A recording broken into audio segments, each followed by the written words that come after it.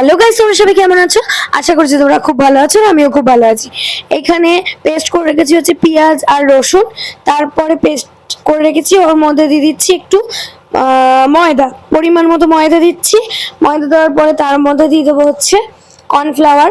Cornflour দিয়ে দিচ্ছি, তোমরা পরিমাণ মতোই দিয়ে দেবে। এই যে আমি দিচ্ছি হচ্ছে এই যে এই কর্নফ্লাওয়ারটা দিয়ে দিলাম। দিয়ে দেওয়ার পরে এটাকে হালকা ম্যারিনেট করতে হবে। তো ম্যারিনেট করব মানে একটু ফাটিয়ে নেবো। তারপরে দিয়ে দিচ্ছি হলুদ গুঁড়ো, লঙ্কার গুঁড়ো, ধনে জিরের গুঁড়ো, সামান্য পরিমাণ মতো নুন, আর দিয়ে দিচ্ছি একটু চালের গুঁড়ি। আর এখানে দেখতে পাচ্ছ ডিমগুলোকে পিস পিস করে আমি কেটে রেখেছি। আর এই যে এটাকে একটু ভালো করে ফাটিয়ে নেবো।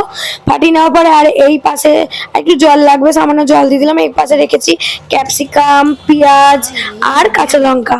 তারপরে দিয়ে দিয়েছি কড়াইয়ে সাদা তেল। সাদা তেল দিয়ে দেওয়ার পরে ওই যেটা ফাটিয়ে রেখেছিলাম ওর মধ্যে দিয়ে দিয়েছি সামান্য কাশ্মীরি লঙ্কার গুঁড়ো। আর এরকম ডিমগুলোকে ভালো করে ওই ম্যারিনেটটা যেটা করে রেখেছিলাম, ফাটিয়ে রেখেছিলাম, ওর মধ্যে মানে ডোবানোর মতো করে ডুবিয়ে নিলাম। ডুবিয়ে নেওয়ার পরে সাদা তেলে আমি ভেজে নেবো এখন। তো ভেজে নিচ্ছি সাদা তেলে। ভেজে নেওয়ার পরে এই দেখো, দেখতে পাচ্ছ এরকম লাল লাল টাইপের হবে, দিয়ে ওঠাবে। তো ভেজে নেওয়ার পরে আমি এবার উঠিয়ে নিচ্ছি। নেওয়ার পরে ওই তেলের মধ্যে আমি দিয়ে দেবো হচ্ছে ওই কেটে রেখেছিলাম পেঁয়াজ, ক্যাপসিকাম আর কাঁচা লঙ্কা। তো এগুলোকে আমি সব দিয়ে দিচ্ছি কড়াইয়ের মধ্যে। দিয়ে দেওয়ার পরে ওটাকে ভালো করে একটু নাড়িয়ে চাড়িয়ে নিতে হবে। আর এই যে দেখো ফাইনাল লুক ভেজে রেখেছি যেটা বললাম।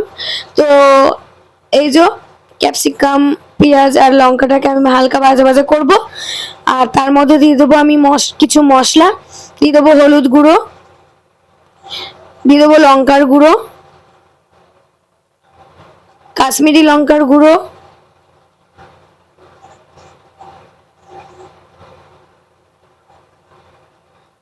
আর দিয়ে দেবো পরিমাণ মতো নুন। তো এবার এগুলোকে দিয়ে দিলাম। তারপরে কি করতে হবে, ভালো করে এটাকে নাড়িয়ে নেবো। আর হ্যাঁ, এটাও আমি চ্যালেঞ্জ করে তোমাদের বলতে পারি, তার মধ্যে সামান্য চিনি দিয়ে দেবে পরিমাণ মতো। আর এই যে এবার ভাজা ভাজা করবো, এটা আমি চ্যালেঞ্জ করে বলতে পারি এই রেসিপিটা এখনো কেউ বানায়নি। আর যদি তোমরা কেউ বানিয়ে থাকো অবশ্যই কমেন্ট করে জানাও, না বানালেও তোমরা বানিয়ে দেখো, কেমন লাগলো অবশ্যই কমেন্ট করে জানাবে।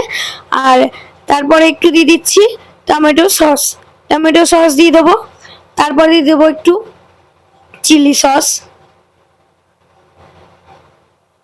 চিলি সসটা দিয়ে দেওয়ার পরে দিয়ে দেবো একটু সামান্য মতো কালার হওয়ার জন্য সয়া সস। তো এবার এটাকে দিয়ে এবার বুঝতেই পারছো এটা চিল্লি টাইপের কিছু একটা হবে। হ্যাঁ, এটা হবে ডিম চিল্লি। তো আমার মনে হয় না এই রেসিপিটা কেউ এখনো বানিয়ে খেয়েছো। তো তারপরে দিয়ে দিয়েছি সামান্য জল।